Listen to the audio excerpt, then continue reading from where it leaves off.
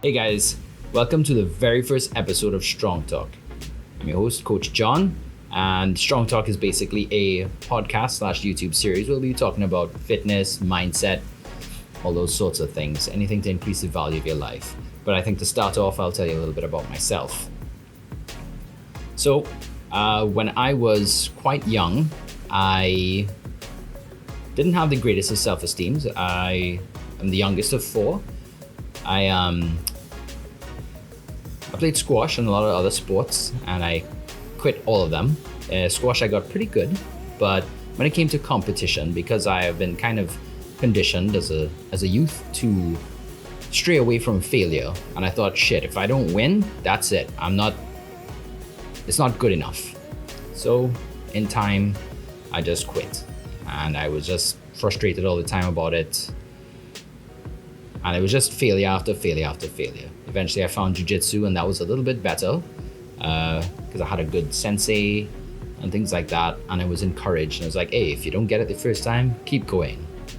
So eventually what happened after I stopped jiu-jitsu is I fell into a trap of indecision, a little bit of anxiety. And what ended up happening is, like most people, they try to escape. So most people would try to escape through alcohol, smoking, parties, that sort of thing. I didn't do that. I plunged face first into video games. I played World of Warcraft for 16 hours a day because my real life sucked ass.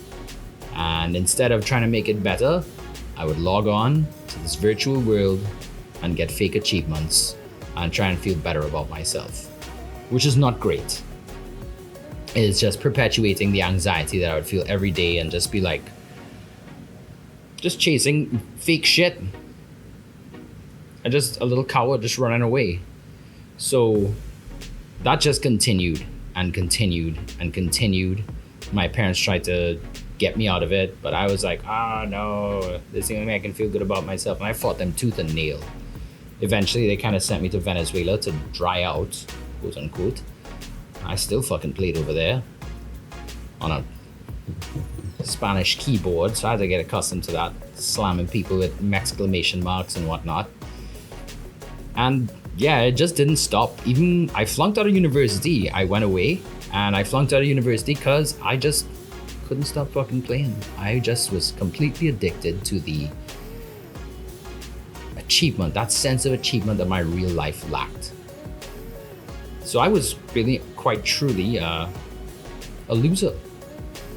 No, I was a loser. And on top of that, when I wasn't playing the game, I would self-soothe with food. And I got real fat. I got some real bad associations with food.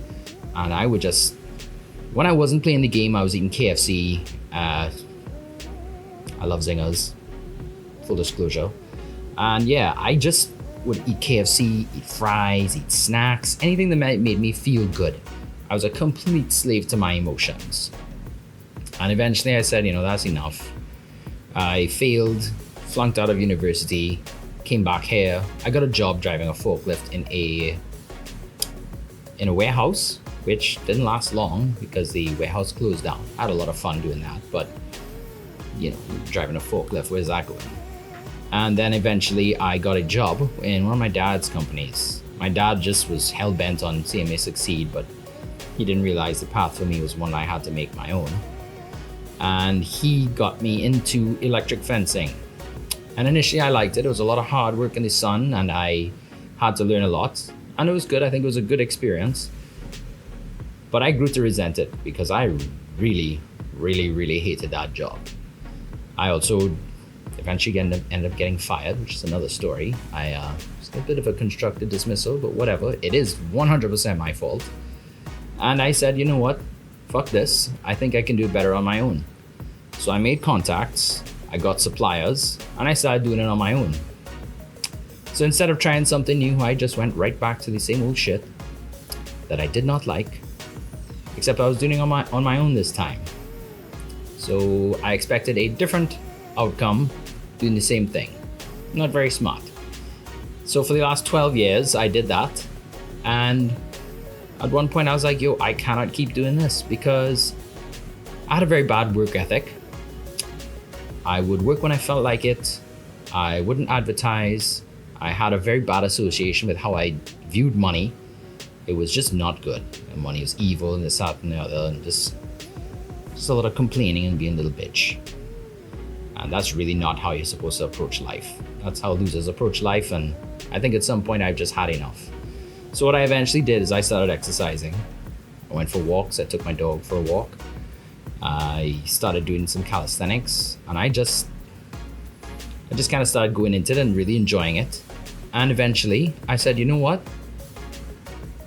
I really enjoy this, and I think I want to help people the same way this helped me. I got my eating in order. I lost a whole bunch of weight. I was like, now for reference, I'm only about 5'7". At the time, I was about 220-ish pounds. So I was kind of fat. I wasn't kind of fat, I was very fucking fat.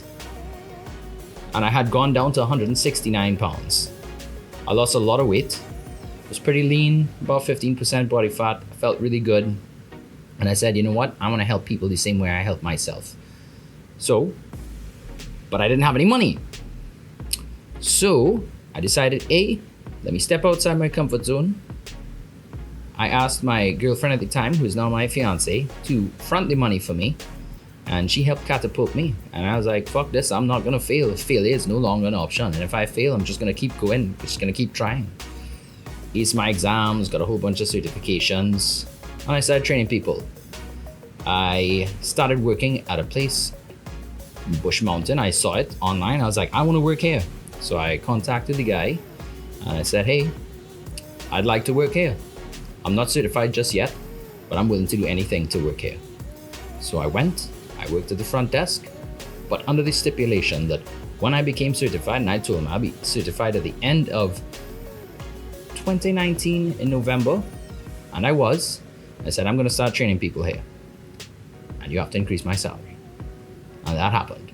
I worked there for a year, and at the end, they weren't paying me enough. And what ended up happening is I went in to speak to the boss man, and I said, hey, I'd like a raise. I've been working 12 hours a day or more, taking on 12 personal training clients and not getting compensated for it. So I said, okay, let's change how the compensation works. And he said, no, we can't afford it. And I was like, well, quite honestly, I think I'm gonna bet on myself here and I'm gonna go out on my own. To which he said, I don't think you can. Thanks a lot, because I'm proving you wrong. Anyways, I bet on myself. And I actually told him respectfully, I'm gonna bet on myself here and I'm gonna go full bore. I left Bush Mountain and I went to go and train people at Golds. I had 0 clients, absolutely none. I'd sit there and wait, and I would sit there from about 10 in the morning till about 9 at night. And anybody who walked through that door, I would approach them, talk to them, build rapport, and eventually I got my first client. And then I got my second client, and then my third client. And then I started building and building, and I had to make sure that I serve these people as best as I can, people who had suffered like I have.